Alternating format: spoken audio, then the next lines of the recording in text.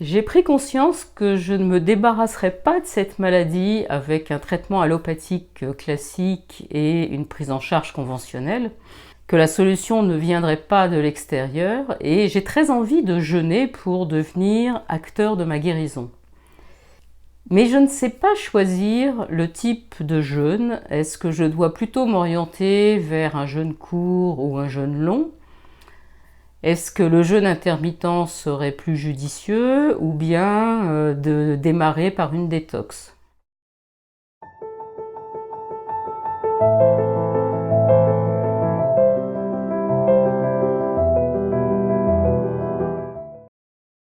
Bonjour, je m'appelle Nicole Magui, je suis médecin holistique et j'accompagne toutes les personnes qui en ont assez de subir leur maladie et leur vie et qui souhaitent redevenir acteurs de leur santé.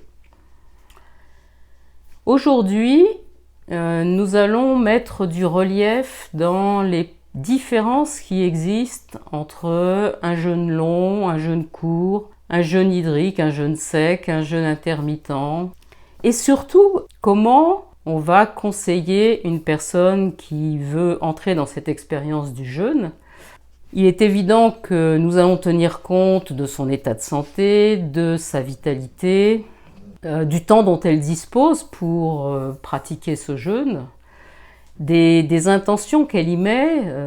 Est-ce que c'est simplement, et c'est tout à fait louable et c'est ok comme ça, est-ce que c'est simplement dans l'objectif de guérir d'une maladie organique, d'une maladie physique, ou bien est-ce que c'est une expérience de vie, est-ce qu'elle a plutôt envie d'un jeûne holistique? Est-ce qu'elle est intéressée par le fait d'entrer vraiment en relation avec son équipe corps mental et émotionnelle, de pratiquer des exercices pour mieux respirer, de l'exercice physique quotidien, apprendre à mieux gérer son stress? Est-ce qu'elle est dans une intention d'allègement de sa vie un peu sous tous les angles, ou est-ce qu'il s'agit simplement d'une envie d'un nettoyage corporel? Ce que j'ai envie de dire avant d'entrer dans les détails, c'est que c'est important de ne pas cloisonner. On est dans une société où on a tendance d'abord à être exclusif, c'est-à-dire que si on est pour une chose, ça veut dire qu'on est forcément contre toutes les autres, et on a du mal à utiliser le « et », on est toujours un peu dans le « ou ». Et de ce fait, on va opposer, par exemple, un jeûne intermittent avec un jeûne long, on va opposer un jeûne hydrique avec un jeûne sec, on va opposer une détox par rapport à un jeûne, on va opposer le jeûne par rapport à une démarche d'alimentation pranique. Encore une fois, les choses sont beaucoup plus simples que ça. Il n'y a pas de frontière entre tout ça et on va pas partir dans un protocole, même si on prend la précaution de dire que ça serait la panacée pour cette personne-là. On n'entre pas dans un protocole, on entre dans une démarche. Alors on y entre par une porte, une voie d'abord, mais il faut laisser tous les champs quantiques ouverts. Et nous, quand on accompagne les personnes là, au cours des séjours de jeûne, ça nous arrive qu'une personne pose comme intention et objectif à l'arrivée, par exemple, de se débarrasser d'une arthrose des genoux. Et puis, au cours de la semaine, dans le cheminement qui est le sien, un certain nombre de choses se mettent en place, de questionnements sur sa vie, de rectifications, etc.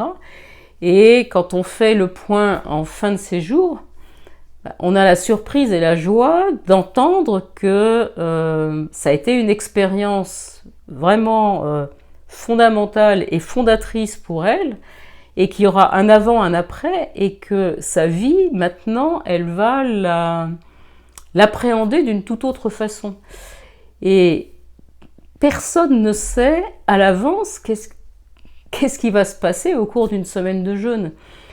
Donc, l'idée, c'est pas de cloisonner toutes sortes de techniques de jeûne, avec bouillon de légumes, sans bouillon de légumes, avec des jus de fruits dilués. Enfin, là, le mental est extraordinaire et a la capacité en permanence de complexifier les choses à l'extrême, mais c'est beaucoup plus simple que ça.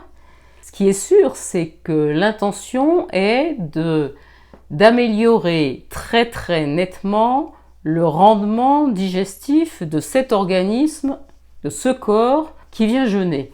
Donc pour ce faire, on va diminuer énormément les quantités, voire les arrêter.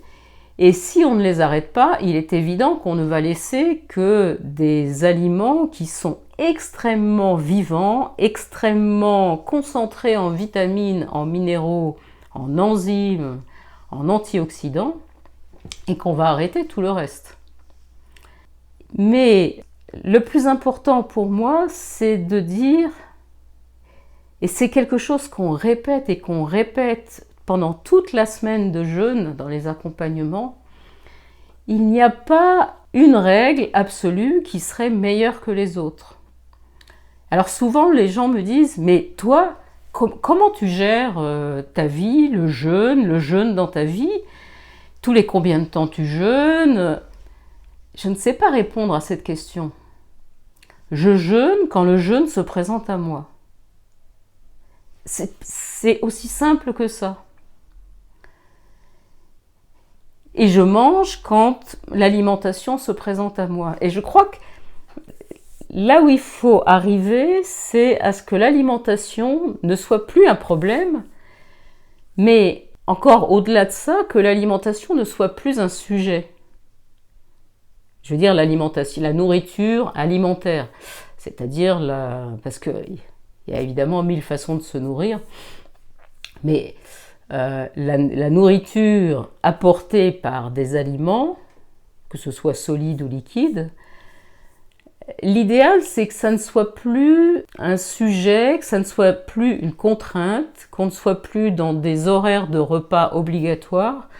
Il faut voir comment on est formaté depuis la plus tendre enfance, avec un petit déjeuner absolument indispensable, on ne peut pas partir le ventre vide. Un déjeuner, et souvent on s'arrête dans des activités, dans ce qu'on est en train de faire, de vivre, d'échanger avec d'autres personnes, parce que c'est l'heure de manger. Et après, il y a tous les petits rituels, le café ou le thé vers 15-16 heures, avec les petits gâteaux. Notre vie est ponctuée d'automatismes ou d'obligations. C'est soit l'un, soit l'autre, soit les deux. Et on n'est jamais dans la liberté par rapport à l'alimentation. Et tout l'intérêt de ces séjours de jeûne d'une semaine, en dehors de votre contexte de vie familiale, sociale et professionnelle habituelle, c'est de vous ouvrir à toutes ces autres dimensions. C'est-à-dire que les séjours de jeûne, non seulement ils vont vous proposer d'arrêter de manger dans les meilleures conditions possibles, avec des personnes autour de vous qui vont veiller sur vous, qui vont vous pouponner, vous coucouner, vous proposer toutes sortes d'activités. Et donc pour finir de répondre à la question et comment accompagner une personne qui, prenant conscience de sa maladie et du fait qu'il faut vraiment offrir à cette équipe corps mental émotionnel une autre façon de gérer la vie, eh bien il n'y a pas de question à se poser, il faut entrer dans une dynamique de jeûne, mais de jeûne holistique.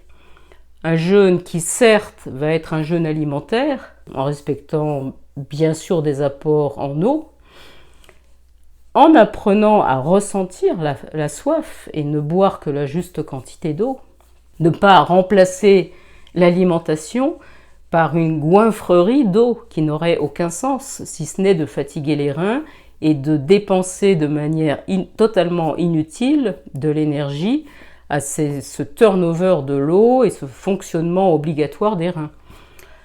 Et ce jeûne holistique va prendre la personne dans toutes ses dimensions, c'est-à-dire qu'on va en profiter pour mieux respirer, oxygéner mieux ses tissus, pour avoir un exercice physique bien mesuré, pour apprendre à ressentir les moments où il est important d'aller se reposer, respecter des temps de sommeil qui soient corrects, en profiter aussi pour apprendre peut-être à gérer mieux les facteurs de stress au quotidien, parce que les facteurs de stress, ils vont pas changer, ils seront toujours là. Mais il y a peut-être des façons plus appropriées de se positionner par rapport à ces facteurs de stress répétitifs. Donc, trouver des outils, que ce soit l'EFT, que ce soit les fleurs de Bach pour travailler sur le psycho-émotionnel, et vraiment alléger et réaligner tous les secteurs de sa vie. Et là, on entre réellement dans un jeûne holistique.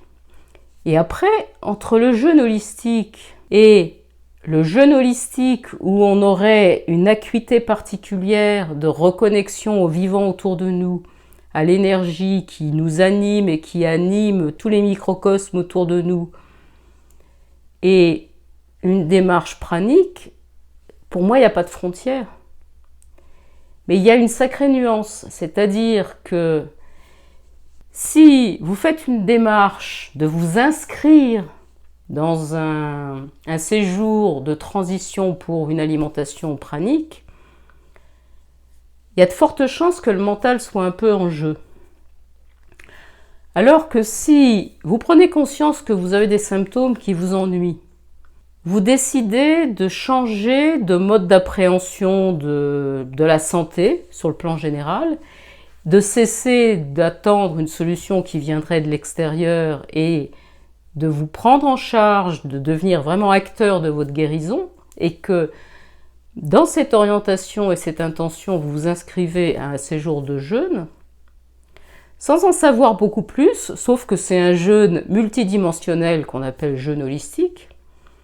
Et si d'aventure ça vous amène à avoir une relation d'affinité très particulière avec la connexion au vivant autour de vous et à une nourriture énergétique par la lumière, par l'énergie autour de vous,